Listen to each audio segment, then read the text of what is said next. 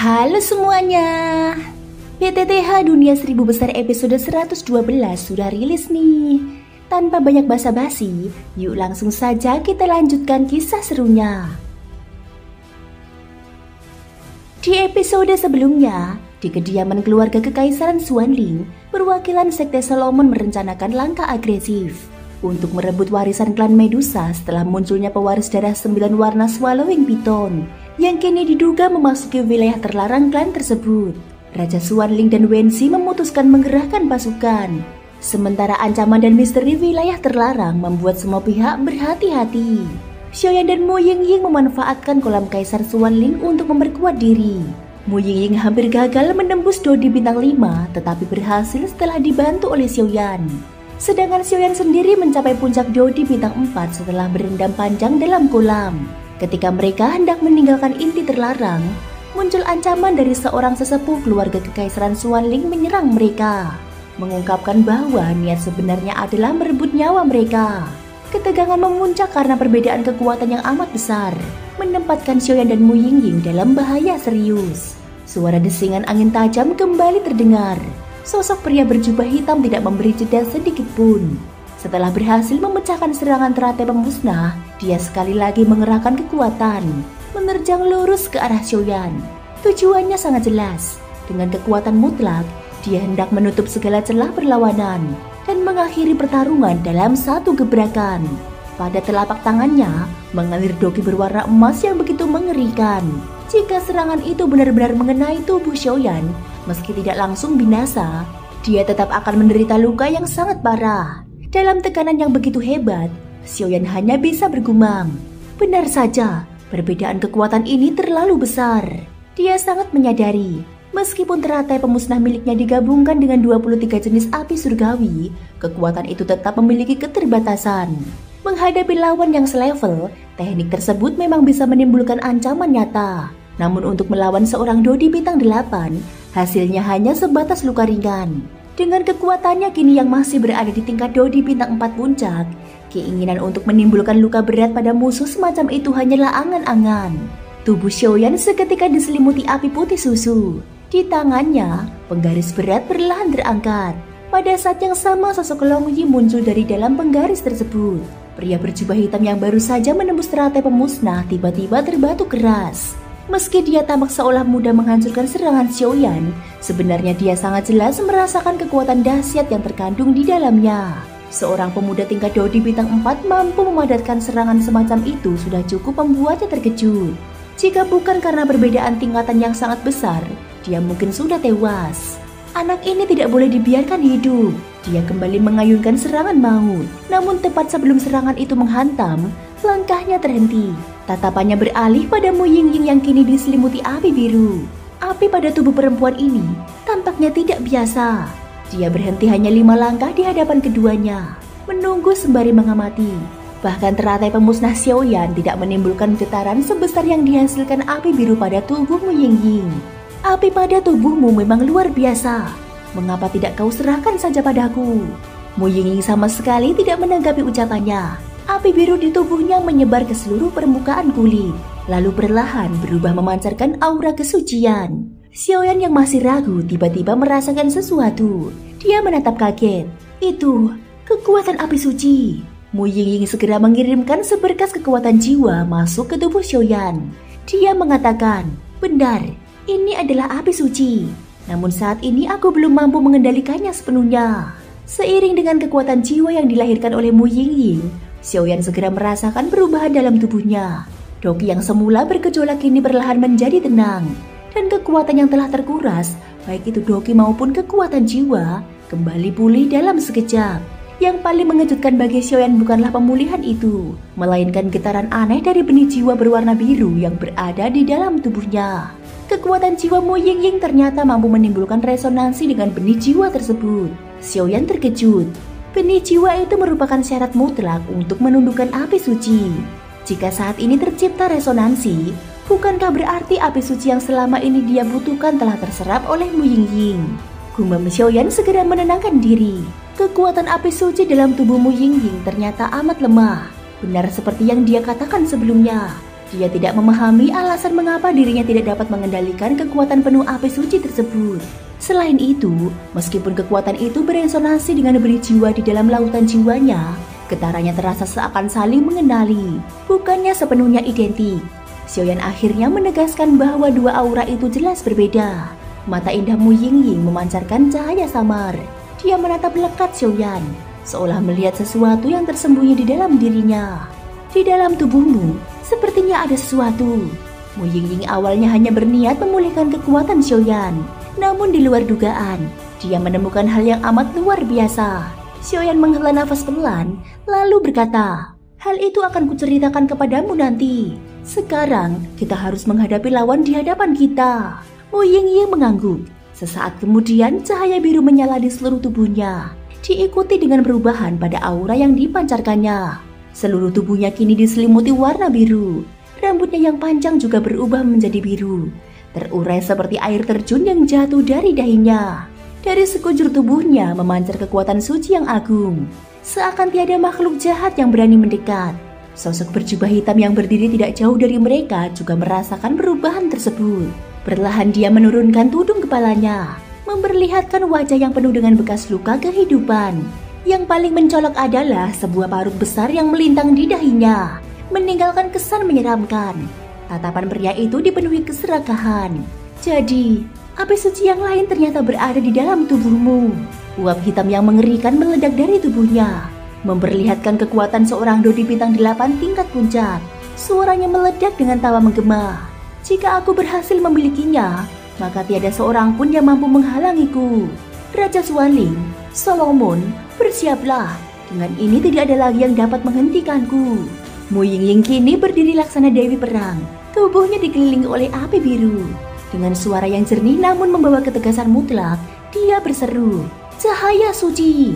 Detik berikutnya, cahaya biru pekat berkumpul di atas tubuhnya, lalu berubah menjadi pilar sinar pemurni yang menembus langit, menyapu lurus ke arah pria berjubah hitam. Pria berjubah hitam segera merapal pertahanan. Sebuah perisai doki emas tebal muncul di hadapannya, dikelilingi kabut hitam seperti aura hantu. Jelas, bahkan dia pun tidak berani meremehkan kekuatan api suci. Namun, cahaya biru itu menembus pertahanan tersebut seakan menembus udara kosong. Perisai emas dan kabut hitam terkoyak seketika. Lalu sinar itu menghantam tubuh pria berjubah hitam secara langsung. Darah segar memancar dari dadanya, tubuhnya tampak terhuyung. Tidak kusangka kekuatan api suci sekuat ini. Namun, serangan seperti itu, berapa kali lagi kau mampu melakukannya? Meski tubuhnya terluka, tatapannya justru semakin membara. Semakin kuat kekuatan api suci yang diperlihatkan, semakin besar pula nafsunya untuk memilikinya. Mu Yingying terbatuk, tubuhnya bergetar akibat terkurasnya energi. Api suci perlahan mereda, kembali tersimpan ke dalam tubuhnya. Serangan itu telah menguras tenaganya begitu banyak. Tepat ketika dia berusaha mengendalikan nafas dan hendak memusatkan kekuatan sekali lagi, sebuah tangan hangat menahan tubuhnya agar tidak jatuh. "Jangan gunakan kekuatan itu lagi. Sisanya, biarkan aku yang menanganinya." Mu Yingying mengangkat kepalanya. Pandangannya bersitatap dengan wajah seorang pria yang memancarkan senyum lembut. Di balik sosok itu, tampak penguasa berat tergantung di punggungnya. Dan nyala api putih susu melingkupi tubuhnya. Dengan wajah pucat, Mu Yingying akhirnya membuka suara. "Dia sangat kuat." Xiaoyan mengangguk pelan sambil menjawab, "Aku tahu." Mu Yingying menggertakkan gigi. Tatapannya penuh keteguhan seraya berkata, "Hanya api suci di dalam tubuhku yang dapat melukainya." Namun Xiaoyan sama sekali tidak menanggapi pernyataan itu, melainkan mengubah arah pembicaraan. "Apakah engkau tahu apa arti dari jalan kultivasi?" Mu Yingying tertegun, hatinya diliputi kebingungan. Bagaimana mungkin di tengah pertempuran hidup dan mati, Xiaoyan justru mengucapkan kata-kata semacam itu? Makna kultivasi, seharusnya demi mengejar puncak tertinggi. Ucapnya ragu sambil melirik ke arah lelaki berjubah hitam yang sedang menyembuhkan luka-lukanya. Xiaoyan tersenyum samar. Dia mengatakan, "Aku tidak memiliki ambisi setinggi itu. Tujuan kultivasiku hanyalah untuk melindungi orang lain." Mu Yingying terperanjat.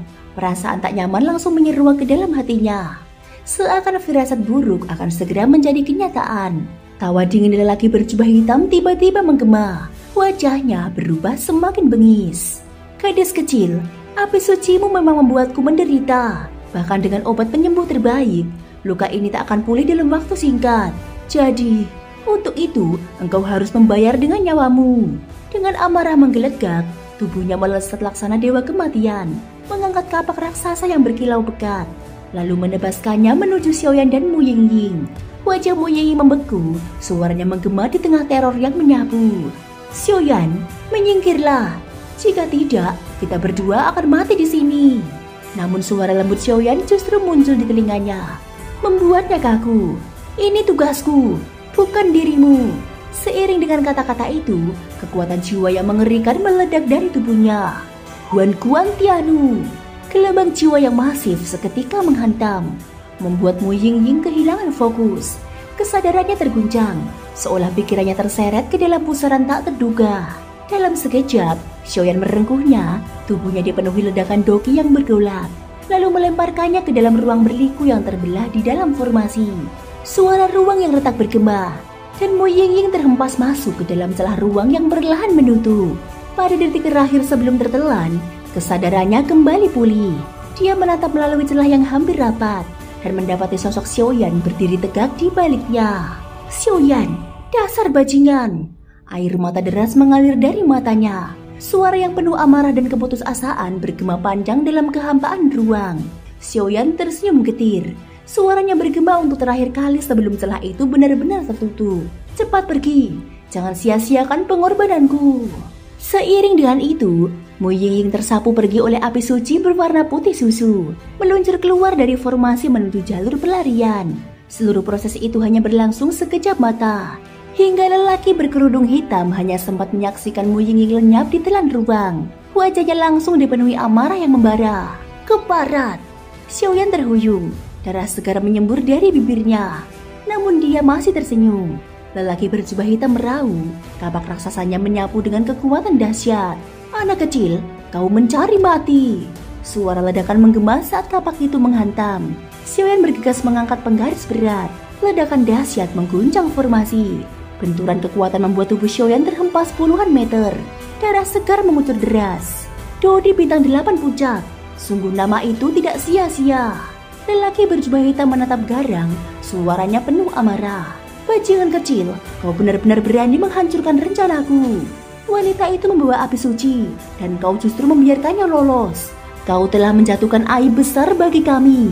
Hari ini, aku akan membuatmu hidup tidak lebih baik dari mati. Xiaoyan tersenyum tipis.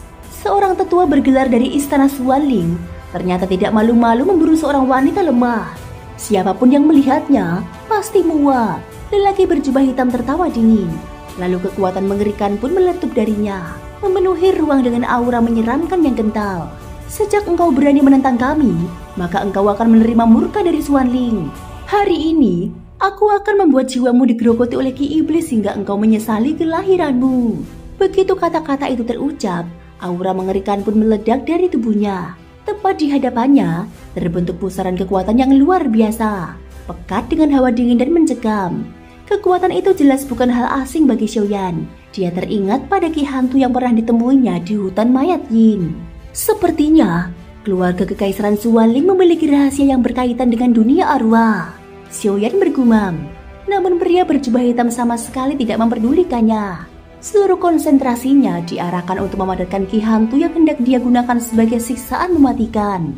Sementara itu, di gerbang bawah tanah, Mu Feng dan Su Lou telah menanti sejak lama. Tetua Su, mengapa Xiaoyan dan Mu Yingying belum juga keluar? Mu Feng membuka suara. Kegelisahan jelas terlihat di wajahnya. Hal ini seharusnya menjadi waktu seluruh peserta keluar dari kolam kekaisaran Xuanling.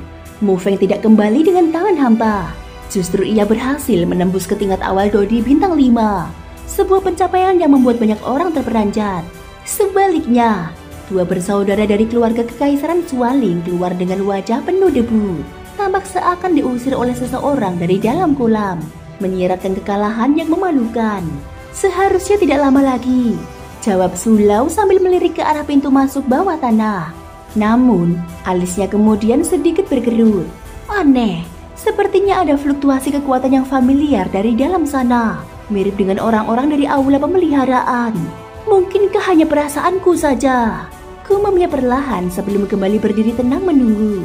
Di medan pertempuran, Xiaoyan terbatuk keras, menyadari bahwa seiring dengan semakin padatnya kabut hitam yang digerakkan sosok berjubah hitam, tekanan menakutkan perlahan menyebar di dalam ruang formasi 9 ikan bermain naga.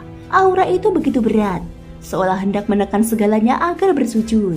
Kedua kakinya bergetar ingin menyerah, namun dia tetap menggertakkan gigi untuk bertahan. Dalam hati dia mengutuk keras, menyadari betapa merepotkannya berhadapan dengan lawan di tingkat Dodi bintang 8 puncak. Di tangannya, penggaris api surgawi yang sebelumnya sempat hancur akibat serangan musuh kembali terkondensasi. Roh penggaris Long Yi pun menyatu dengan senjata itu. Pada telapak tangannya, sebuah rune misterius tiba-tiba memancarkan cahaya hitam pekat. Xiaoyan menatapnya dengan terkejut. Ini ran pemakan jiwa. Long Yi menjawab dengan suara berat. Benar, itu adalah senjata ilahi dari dunia hantu. Benda yang mampu menekan makhluk berbasis energi jiwa dan kabut hitam. Bagi musuh seperti dia, kekuatannya sangat menakjubkan. Mata Xiaoyan memancarkan secercah harapan. Sepertinya masih ada satu peluang untuk hidup.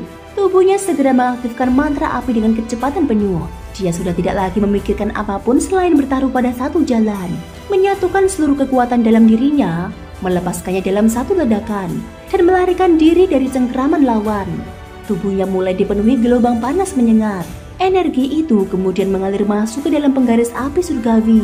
Ran pemakan jiwa yang dia genggam pun ikut menyatu, menyalurkan cahaya hitam yang pekat. Penggaris itu berubah sepenuhnya, berkilauan hijau zamrud dengan 23 warna api yang berdenyut di permukaannya. Aura mengerikan lahir dari perpaduan tersebut, membuat tubuh Xiaoyan sendiri menegang karena menanggung beban kekuatan yang terlalu besar.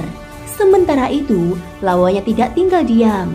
Sosok berjubah hitam menghimpun kabut kelam di sekelilingnya hingga membentuk sebuah tengkorak raksasa. Tengkorak itu berwarna hitam legam, sepasang matanya berkilat hijau menyeramkan. Sementara dari mulut dan hidungnya mengalir kabut kematian yang menusuk jiwa. Xiaoyan menatapnya dengan serius. Betapa menakutkan kekuatan ini. Senyuman getir muncul di bibirnya. Dia terus menghimpun doki di tangan, siap mempertaruhkan segalanya. Baginya, ini adalah satu-satunya kesempatan. Dalam saat genting itu, dari lautan jiwanya muncul wujud dirinya yang lain. Sosok itu diam-diam menyelinap menuju saluran keluar, terlindungi oleh riak doki agar tidak terdeteksi lawan. Itu adalah langkah pengalih perhatian. Xiaoyan sengaja ingin menyeret musuh agar dirinya memiliki celah untuk lolos. Dia sangat sadar dengan kekuatan saat ini yang baru setara Dodi bintang 4 puncak, sama sekali tidak ada kemungkinan untuk menang secara langsung. Dia memiliki ran pemakan jiwa. Itu adalah satu-satunya kartu truf. Tengkorak hitam yang terbentuk di hadapan sosok berjubah hitam bergetar, mengeluarkan suara berdesis menusuk telinga. Gelombang sonik kematian itu meluncur menerpa Xiaoyan. Sosok berjubah hitam menatapnya dengan sinis. Bajingan kecil, bawalah penyesalanmu ke liang lahat. Tubuh Xiaoyan terguncang hebat, darah segar mengalir dari hidung dan mulutnya. Rasa pusing yang dahsyat menyerang. Dia bergumam dengan suara rendah. Masih kurang sedikit lagi. Dia sadar jika serangan yang sedang dipersiapkan ini gagal, maka hari itu akan menjadi akhir hidupnya. Pada saat yang sama, Long Yi melepaskan dirinya dari penggaris api surgawi dan menjelma menjadi naga api yang mengamuk di dalam formasi. Tanpa ragu dia menghadang tengkorak raksasa itu, meskipun jelas berada dalam posisi terdesak. Suara penuh ejekan terdengar dari pihak lawan. Tidak peduli apa yang kau lakukan, hari ini tetap akan berakhir dengan kematianmu. Api yang kau miliki memang luar biasa. Serahkan padaku. Mungkin aku akan mempertimbangkan membiarkanmu hidup. Xiaoyan sama sekali tidak menanggapi provokasi itu. Long Yi telah memberi waktu dan dia tidak boleh menyia-nyiakannya. Seluruh kekuatan tubuh, 23 jenis api surgawi, ran hitam pemakan jiwa, bahkan kekuatan jiwanya sendiri, semuanya dipaksa mengalir ke dalam penggaris api surgawi. Penggaris itu berkilauan zamrud, diselubungi cahaya hitam, lalu perlahan-lahan mengeluarkan suara gaib seolah menyambut panggilan tuannya. Xiaoyan menunduk, matanya berkilat tajam. 7 lapisan penghancur langit. Lapisan kelima, naga mengangkat kepala. Seiring teriakan itu, dari penggaris bermunculan seekor naga raksasa berlapis cahaya beraneka warna. Dia meraung mengguncang langit, lalu menerjang tengkorak hijau yang menyemburkan kabut kematian. Pertarungan hidup dan mati pun benar-benar dimulai.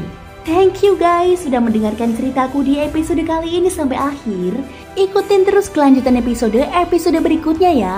Terima kasih buat kalian semua yang udah subscribe, like, dan komennya.